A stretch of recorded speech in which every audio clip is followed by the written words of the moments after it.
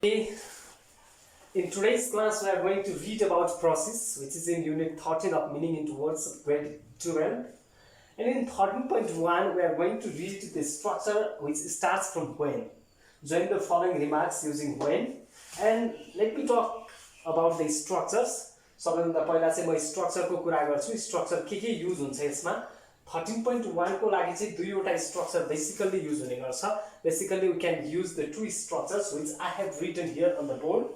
When plus u plus v1 plus object in the first clause, and in second clause you have 2 plus v1 plus object, one structure, and the second structure is when you have plus v3 plus object in first clause, and in second clause u plus v1 plus object. You have to keep it in your mind. यसलाई चाहिँ दिमागमा राख्नुपर्छ. यो खालको question आउँदाखेरि जहिले पनि यो दुईवटा स्ट्रक्चरहरुलाई एकदमै माइन्डमा राख्ने. अब यसलाई चाहिँ how can we join the remarks given in the question? Let me tell you that. First of all, here you can see the question, and in one number it is given here arrive border, and in second clause there is show passport. What you have to understand is the remarks which is given at the starting arrive border should be in the first clause, whereas the remarks given in the remarks which is given later show passport should be kept in the second clause. मैले भन्न खोजेको कुरा arrive border लाई चाहिँ जहिले पनि first class तिमीहरुले यहाँ देखिसक्यौ. You have already seen that यो स्ट्रक्चरमा दुईवटा क्लजहरुको युज भएको छ. when plus u plus v1 plus object एउटा क्लज हो, त्यसलाई कमाले सेपरेट गरेर त्यो भन्दा पछाडी you have 2 plus v1 plus object छ. त्यसको लागि चाहिँ arrive border जहिले पनि फर्स्ट क्लजको लागि युज गर्ने यो रिमार्क्स हो भने सो पासपोर्ट चाहिँ हामीले जहिले पनि सेकेन्ड क्लजको लागि युज गर्नुपर्ने हुन्छ.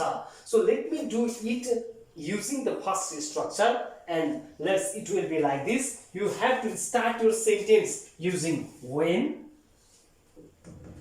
because in the structure also it has been started with when. That's why you can start it from when. Then you, it is given in the structure. Now you have to use the v1, base form of the verb, and no need to be only. It's very easy also. You have to understand. What you have to understand is arrive border. Here two words are given to you, and from these remarks you have to understand, you have to find out which one is the verb given to you. In arrive and border, of course arrive is the verb. That's why, and of course it is in the base form of, that is v1 मै छ यो पनि. त्यसकारणले हामीलाई केही पनि difficult हुँदैन यसको लागि. एक्जाममा पनि यही खाले क्वेशनहरु आउने गर्छ. arrive border भनेर हामीलाई यहाँ दिएको छ. यो स्ट्रक्चरले पनि v1 को युज गरेर भन्छ र यो पनि अलरेडी v1 मा छ. That's why when you arrive. Now what is the remaining part? That is object भनेको छ त्यहाँ स्ट्रक्चरले. रिमेनिङ पार्ट यहाँ के बाँकी छ भने त्यसलाई लेख्नु पर्छ. when you arrive verb सम्म तिमीले लेखिसक्यौ. now border is remaining in the first clause. That's why when you arrive border. Now your first clause has been over.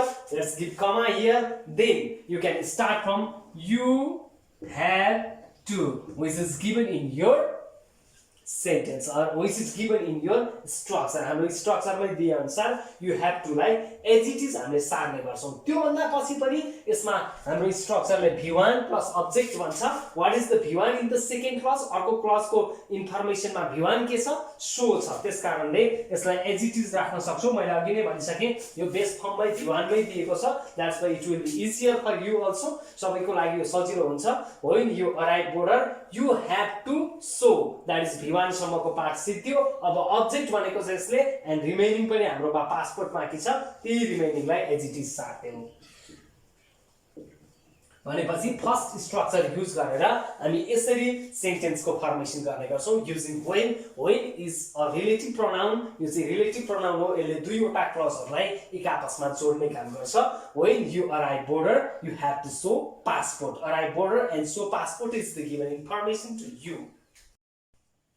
Okay, now we are going to talk about the second structure, and second structure is when you have plus v3 plus object, u plus v1 plus object, which I have written on the board. Let's keep it in the mind also. अब यति तिमीले गरिसकेपछि when you arrive border you have to show passport. अब यो भइसकेपछि चाहिँ के गर्ने भन्ने कुरा चाहिँ सेकेन्ड स्ट्रक्चरमा हामी लेख्दै छौं. यही रिमार्क्सबाट for your kind information यो एकदमै माइन्डमा राख्ने. when you have plus v3 plus object यहाँसम्मको पार्ट हामी फर्स्ट क्लज भन्छौं यसलाई.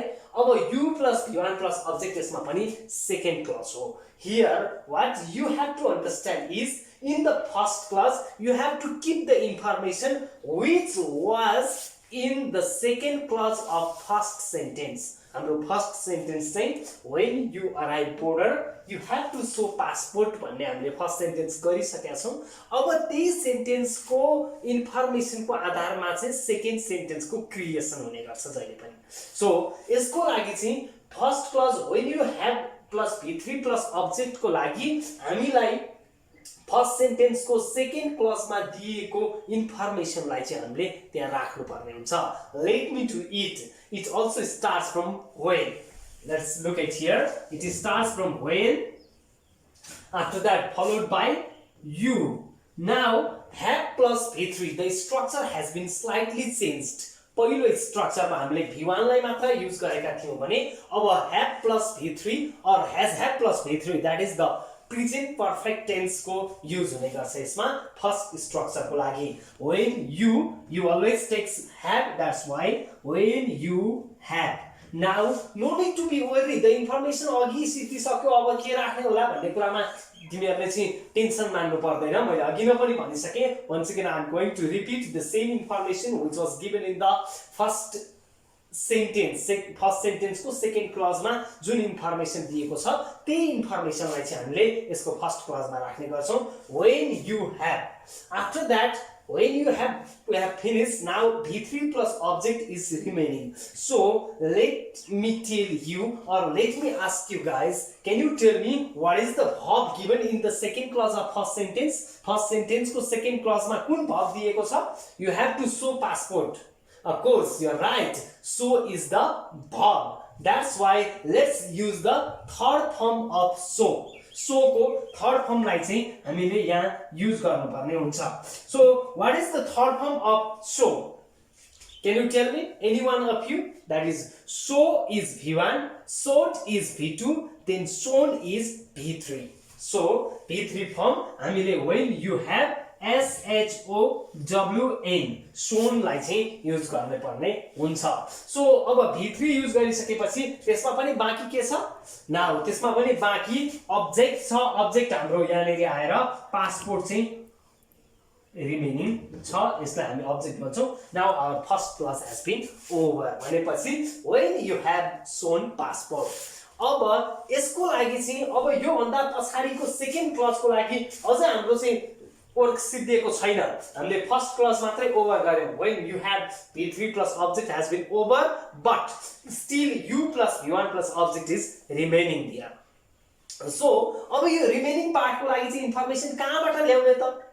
फर्स्ट क्लासको लागि त हामीले इन्फर्मेसन अघिको फर्स्ट सेन्टेन्सको सेकेन्ड क्लासबाट ल्याइसक्यौं. when you have shown passport.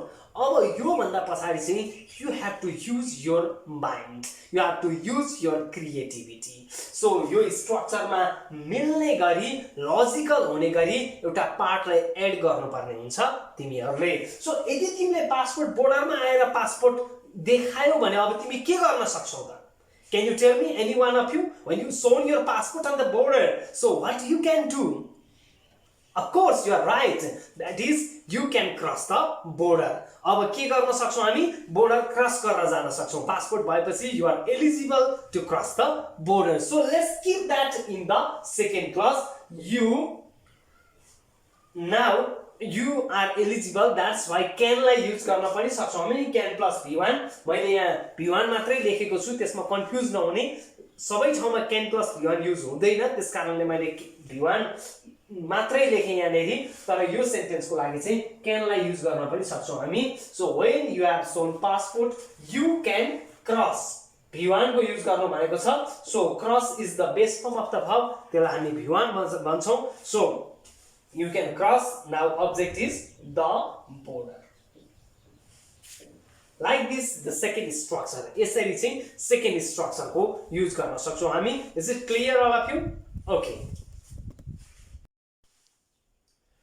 So in order to make you more clear, here I am going to solve the second question also. That is turn off light and change the bulb is given information to us. कि अघिको पार्टमा के confusion छ भने यसबाट त्यो confusion पनि solve हुनेछ. I hope so. So let's pay more attention here. Turn off light and change the bulb are given to information to us. Of course, अघिनको जस्तै हो. Turn off light first clause हो भने change bulb second clause हुन्छ. अब यसको लागि पनि त्यही सेम स्ट्रक्चरलाई युज गरेर म दुवैवटा स्ट्रक्चरलाई एकैपटक युज गरेर देखाउँछु यहाँनेरि. So let's do it from the first structure. When u plus v1 plus object in the first clause and in the second clause you have to plus v1 plus object. So turn off light लाई जहिले पनि first class को रूपमा use गर्ने र change bulb लाई second class को रूपमा युज गर्न सक्छौं हामी. Now let me start it from the when because it is given in our structure also. When plus u छ त्यसकारणले when u now plus v1 or base form of the verb को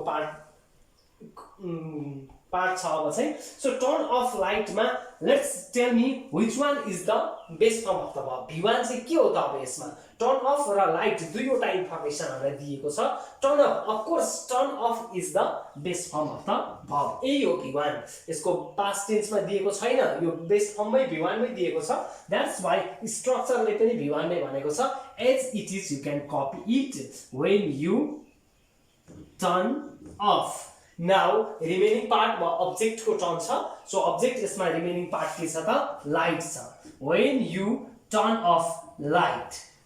After this your first clause has been over. Now second clause, let me start the second clause. You have to, यो हाम्रो structure मै दिएको छ. मैले यसलाई slightly fast गरिरहेको छु. When you turn off light you have to plus v1 plus object छ. अब के छ त हामीलाई दिएको v1 सेकेन्ड सेन्टेन्समा. Can you tell me?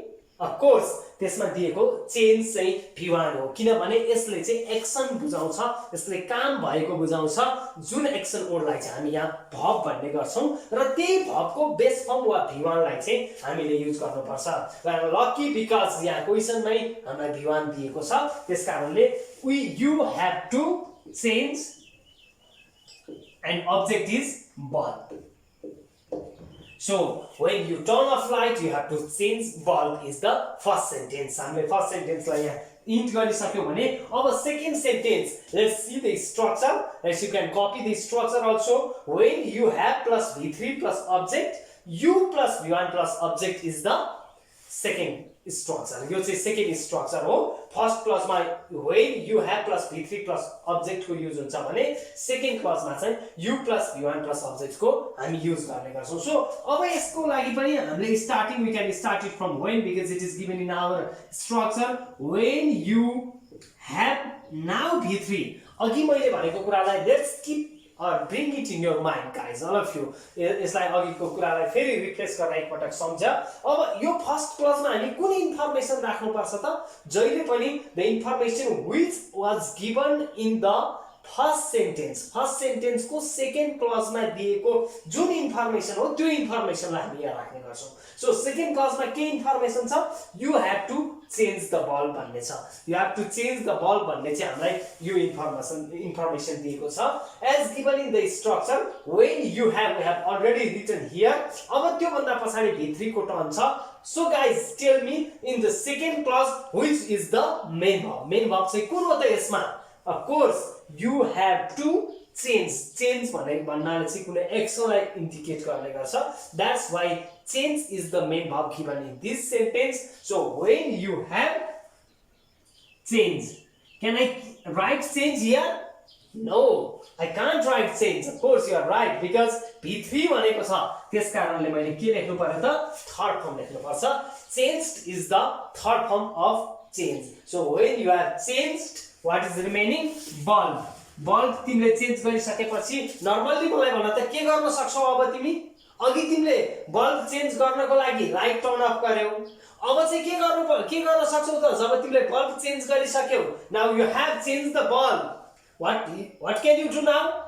Of course you can turn on the light. Once again, लाइटलाई टर्न अन गर्न सकिन्छ. त्यही इन्फर्मेसनलाई चाहिँ लेटर वा सेकेन्ड क्लासमा एड गर्न सक्छौँ हामी. When you have changed the bulb, you can now V1 त्यसलाई मैले यसमा पनि एड गरेँ. Otherwise, if you don't want, no need to add also. Add नगर्दा पनि हुन्छ. So when you have changed bulb, you can turn on the light. तिमीले चाहिँ बल्ब चेन्ज गरिसक्यौ, अब तिमीले गर्न सक्ने कुरा के हो भन्देखि you can turn on the light. Turn off भन्ने यहाँ जुन दिएको छ त्यसले निभाउनु भन्ने बुझाउँछ भने टर्न अनले वन्स अगेन यसलाई चाहिँ बाल्नु भन्ने कुरा इन्डिकेट गर्छ. So in this way you can solve the questions of the exercise of the questions given in 13.1, and you can join the following remarks or given remarks, and don't forget it is one of the most important question for your NEB board exam also. So guys, today we discussed about some structures which was in 13.1 of unit 13, which is process of meaning into words of grade 12. And how do you feel it today? I hope it's fruitful for you who are preparing for the NEB board exam of grade 12. So in tomorrow's class, we'll read about emphasizing the right order, which is given in 13.2 of the same unit. This was for today. Thank you.